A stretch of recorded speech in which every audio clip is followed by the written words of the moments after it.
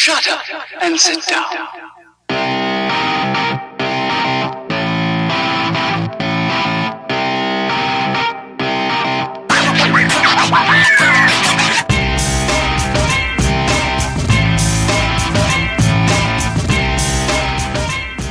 Hello, and we are so lucky tonight. We have got Samia Rida with us, who is just, a writer, a comedian, an actor, Yeah, so many things that you've done. Welcome and lovely to see you today. lovely to see you too. I've got lots to ask you, but I think I might start at the beginning, I think, really, and how you became all of the things that I mentioned before. Yes, so acting, I mean, literally, I left a school, a junior school where I was being teased, reinvented myself for secondary school, got the lead in a school play, Mhm. which we had outside judges to come and see. And this lady who was a judge pulled me aside at the end and said, "You must be an actress." And I swear to God, that was literally what I based the decision on. It's so ridiculous. I honestly don't think I would have chosen it at all. Mm. So that's a bit worrying. Um, so that was the acting bit. And then after I had my son, I started writing so Mhm. as not to go insane. I'd kind of drive him till he fell asleep, pull up with a coffee and a croissant and just write. Yeah, yeah. And I wrote something that I ended up making, this pilot, Mhm. which I then sent to someone at the BBC called Gareth Edwards, who tried to commission it. Mhm. And it wasn't picked up, but we carried on working together, and he also supported me, and we were developing stuff. And then he said, "You really should do stand up because um, it's a great way to see how your material lands." And Mm. I did it, and just I think it's fantastic. I love it. I You mean, fell in love with it. wonderful. The wonderful thing is, if you want to perform 5 minutes, you can find somewhere and go and do it. Yeah, And that there's no gatekeepers at that stage, yeah, yeah, yeah, you're right. beautiful to Yeah, me. yeah, yeah. It's a great opportunity, like you say, to see what does land and how you can develop even that 5 minutes into maybe something longer. It's, you know, comedians that I've spoken to before, they've all said the same thing. They feels like there's no pressure with 5 minutes.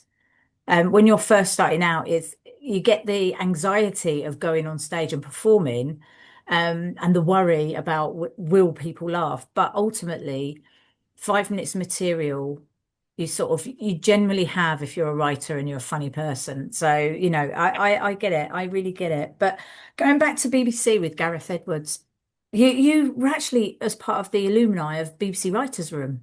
Yes, Tell us a bit that's about a funny that. story too. So basically, I made a short film, and I sent it to Piers Wenger, who was then there at the time. He's now at the very cool A24. I just found his email and sent him it. And he watched it and said, "I'm going to introduce you to Writer's Room."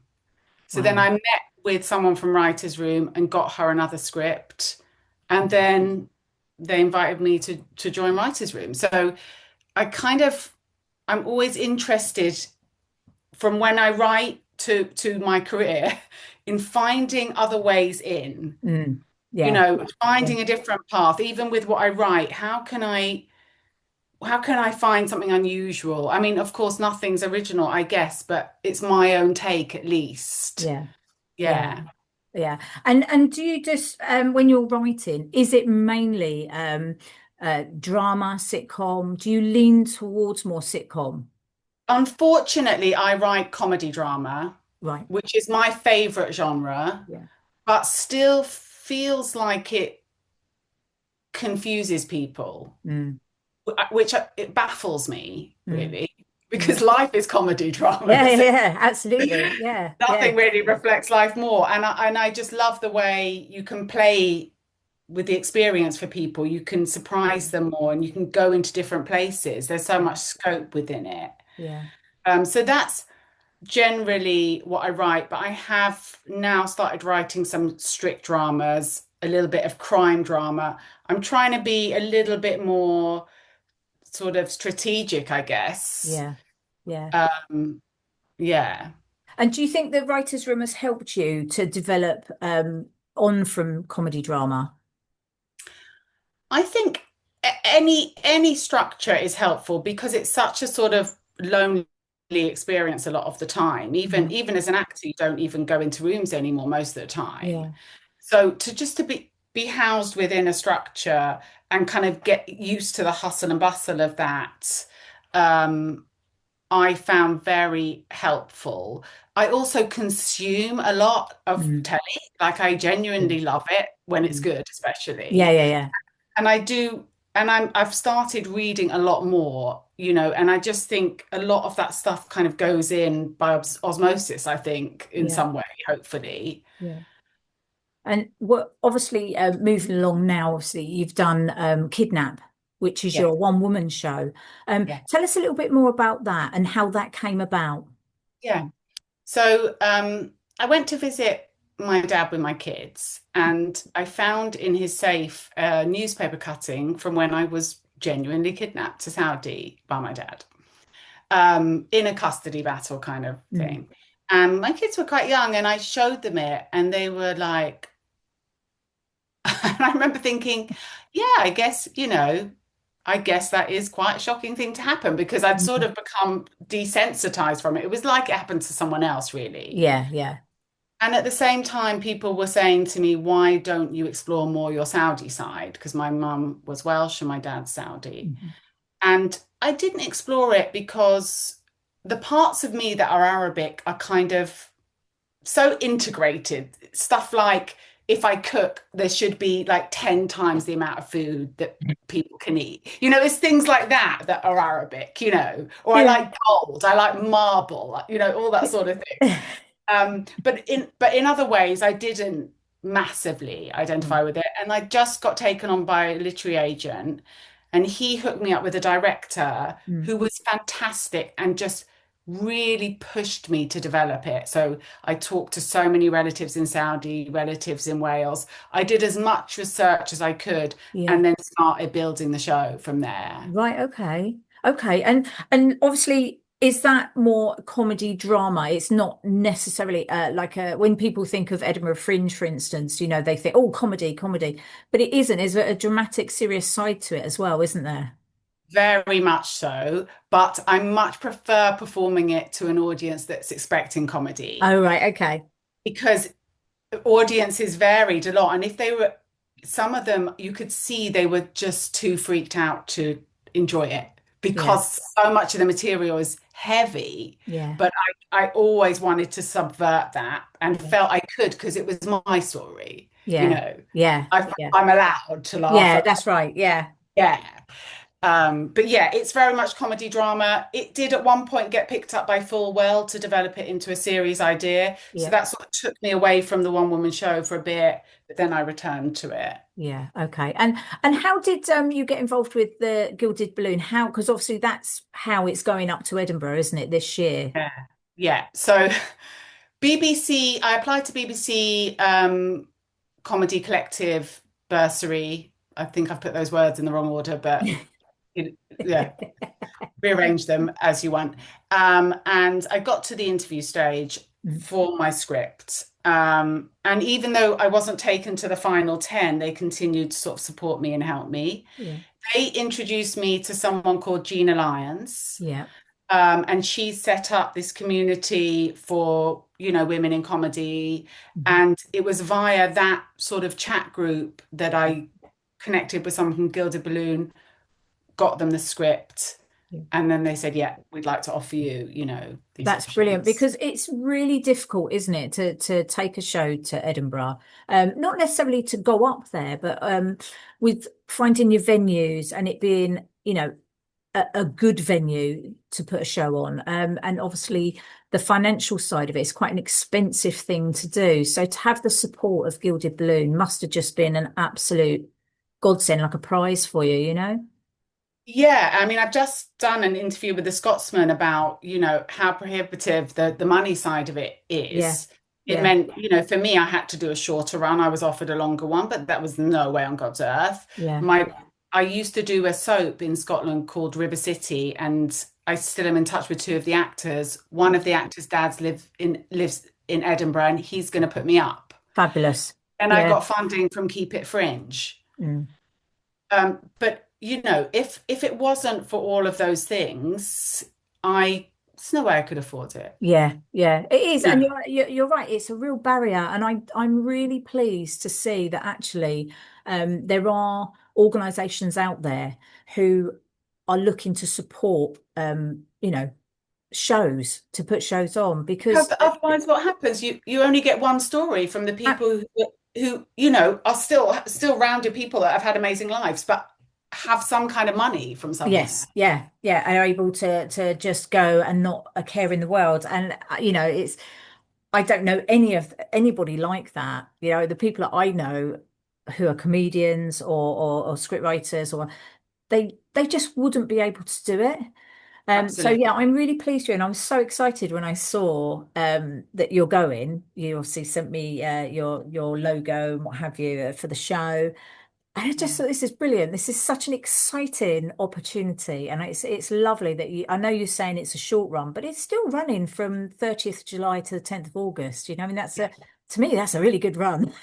No, honestly, it's a pinch me moment because Yeah. from many points of view, I just didn't think I could make it happen. I honestly didn't. Yeah, yeah, Yeah. and it's great that you have. And have you got any plans while you're up there? Is there any other shows that you've seen? You think, oh, I quite like the look of that.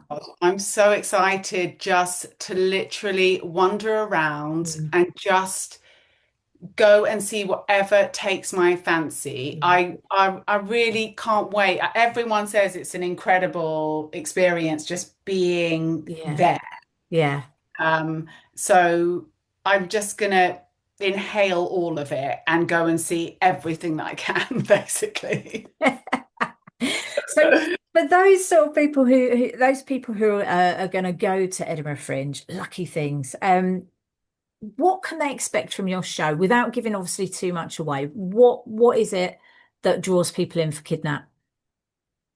Firstly, I heard this definition of entertainment, which is effortless attention, which I thought was pretty cool. Yeah. I would really like to think that they're not thinking for a second about when this is over or watching their watch. I really have wanted to work that script so that every bit of it I think is worth it.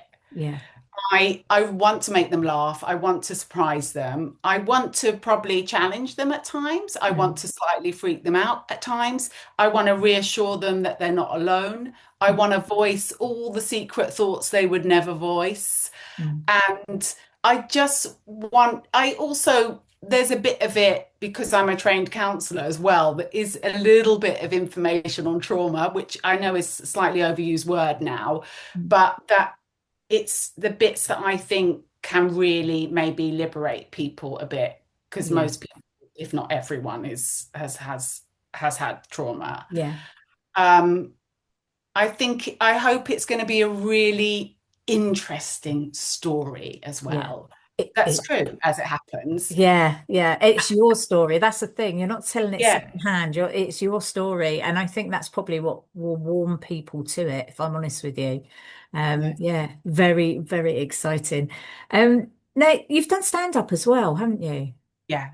How do you compare the stand up 5 minutes that you were talking at the beginning of the interview and doing this one woman show? What differences have you found? I did stand up recently and it was, oh my gosh, it was such a relief after doing a one-woman show because, well, firstly, it was 5 minutes. Secondly, it's a persona, it's not really me. Yeah. And thirdly, the story isn't mine, even Mm. though the themes, I can probably heavily relate to. So I love doing the one-woman show, but 50 minutes, it's my own story. Yeah. It's very, very exposing. Mm. So they're very different experiences, and both great fun, but in different ways. But I could have such fun when I did this 5 minutes of stand-up. I didn't feel nervous. I felt completely relaxed. Yeah. So yeah, quite different. Yeah. Yeah, yeah. And are you able to obviously draw on your like your 5 minute stand up when you were developing Kidnap? Did you look at it as this is just lots of little 5 minute segments to build a show? Actually, we did it in three sections in the end: pre-kidnap, kidnap, post-kidnap. Right, okay. So I actually kind of tackled it from quite a different place Right. because for a long time I was just writing it. And I might pull out sections, like quite a bit of it talks about having a disabled brother and being a carer, but in a very unexpected manner. Yeah. And so I'd pull that out and perform that sometimes. But that kind of happened later on once Yeah. I'd written quite a lot of it. But Yeah. I would workshop it, I'd perform it, I'd see where the audience responded, rewrite it. So I wrote it quite differently to stand up, I'd say, Yeah. actually. Yeah. Yeah. Yeah. It was very much a writer's discipline I applied to it rather than maybe a comics. Right, okay, that's interesting. Yeah, that is interesting. Now you're saying about obviously how the audience when you're workshopping it, you're work in progress. Have you found maybe two audiences that have seen it differently or everything's landed differently that's made you maybe a little bit of confusion about writing? Oh, well, actually Um, that bit worked, but now it doesn't. Completely. Yeah. One of the most, one of the things I really want to experiment with in Edinburgh, having a longer run. I Yeah. remember performing it one time at Riverside Studios, and the audience, it was like they were twinkly. We were having such fun with each other. It was so light and fluffy. And then I remember doing it the next time, which actually was a bigger audience. It was later. I was filming it, of course, and the heaviness was unbelievable. Yeah. The weight in that room. Mm. And it threw me so much because I was pushing to try and find yesterday's audio or the Yeah, previous. yeah, yeah. And whereas I think it needs to be much more organic, it is my relationship with the audience, and I can't have expectations of how I think they should respond. No, You no. know, they're being them and I'm being me, and it's more I want to be able to play with that and be more Mm, open to mm, that mm.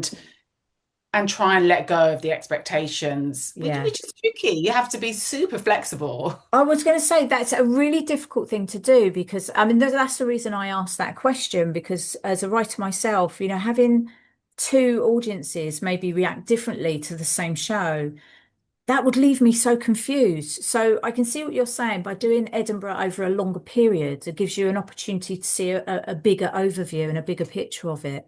Um, Yeah, and I think that confusion that you talk about is interesting because it can really shake you. It mm, can really shake you. And sometimes I had to listen to it and maybe do some tweaks. yeah, And other times I had to be like, no, I'm not budging on this. yeah, yeah, And again, that is quite a hard call to make. yeah. It's a hard line. When do you say, I'm standing firm, and when do you say, no, no, okay, I'm going to hear you, I'm going to adjust. Yeah, yeah. I must admit that's a very, very difficult one. And I just how exciting that you get to do that and you get to have that opportunity to see how it plays out over that period of time. Um, now, obviously, you've done acting as well. So has that helped you to because obviously a one woman show, very lonely. So how has the acting Only. helped? I mean, I think it helps from the learning lines point of view because you learn Yeah, lines a lot, and I've never learned so many lines in my life as a one-woman show. yeah, I think it helps from the point of view of, to some extent, you're used to performing, you're used to managing your nerves. And even though it's me, it is a kind of version of me, if you like, yeah. that I'm bringing to the stage. I think it helps enormously. I Mm. think it helps enormously. Yeah. Yeah, yeah, obviously. And are you going to film the shows in Edinburgh? That's a really good question that I haven't got round to working out yet. Yes. Should I film it? Well, I think you should. I think you Yeah. should, How even do just to people have it film for it? record. How much does that cost? I Where have do you put no the idea. camera? Who presses record? It's like, it's like you pull a thread and you're like, ah. Oh, I've thrown you another bone now, haven't I? I Oh shouldn't have no, it's tempted. actually a very good point because I had the thought, I'm even writing it down. I had the thought and then I dropped the thought. Yeah, And other thoughts came in. So yeah, I must think about that. yeah, yeah. No, absolutely. And what happens after Edinburgh? What happens, with the show, or is it a case of, right, I've done that now. I'm going to take away all the great stuff, and then I'm going to move on to something else and use that experience. What happens now? Yeah, that's a good question. I think my view is I'm going to see what the experience in Edinburgh is like, what the Yeah. response is in Edinburgh is like, Hmm. and have a holiday, Yeah, well deserved one. and then see, you know, what where should I go next? Yeah. I mean, Yeah, there's the possibility you could do a tour with Kidnap. there is. Again, it's, in London when I performed it in theatres, I was Mm. very lucky that nearly every theatre offered me just a share, Yeah, like 60/40 share, and I didn't have to pay money apart from for the tech people sometimes. yeah, But if a tour means, I suspect, unless I get someone interested to support it, yeah, I don't know how long I can yeah, pay for it, generate that energy and yeah. everything else. I'm not sure. But as you've said, earlier on in the interview, a lot of what's happened to you has been networking and pushing that network of people. So being Bizarrely, in I'm Edinburgh. terrible at that. Yeah, But yeah. it seems like you're not. I've got to be honest, it comes across that you clearly know how to research the people to maybe contact, and then they've known somebody else. And that's what it's about a lot of the time. And obviously, having your run at Edinburgh Fringe, there is a possibility that someone will pick up your show and go, you know what, I'm going to take that financial burden away and we'll take it on tour. But then that brings in another question, doesn't it? Is family commitments and home commitments. It's a difficult one, isn't it? I mean, how do you balance that? Well, I just, particularly with my daughter when she needed me, that was my priority, Yeah, and that was a kind of no-brainer for me, yeah, really. yeah, Um, So, but as she's getting, I still definitely need to be around for her. But you kind of negotiate when yeah, you can see, okay, I can escape here from it. So I tend to deal with it as it comes along. I yeah, do think I possibly could do a tour if I got maybe some support with it. yeah. And going back to the networking thing, I guess I always had a sort of weird opinion of networking, Mm, maybe it was sort of using people or being a bit manipulative. Whereas mm. if I just come at it from enjoying being around people, it doesn't really feel like No, networking, that's but right. Yeah. it does have the same result. Yeah, yeah, absolutely. And the thing is with the festival, the Fringe Festival circuit, as it were, you're around creative people, and that in itself creates a networking opportunity, where it doesn't feel like networking. You're just all in it together and you're all creating something that is incredible, really. So, I think it's very, very exciting for you. I'm excited for you. Thank you. And I just wish you all the very best with that. Um, Obviously, it'd be great to find out from you after to see how you got on, what was the feedback like, and Yeah, maybe have another little quick catch up afterwards. definitely. Are you going to Edinburgh? I'm not, unfortunately, No. no, I'm not. I would love to be going. I would absolutely, like you say, just to be able to wander around, take it all in, and just go and see as many performances as I can. Even street performances. I absolutely love street performances. I Have just you think they're been brilliant. before?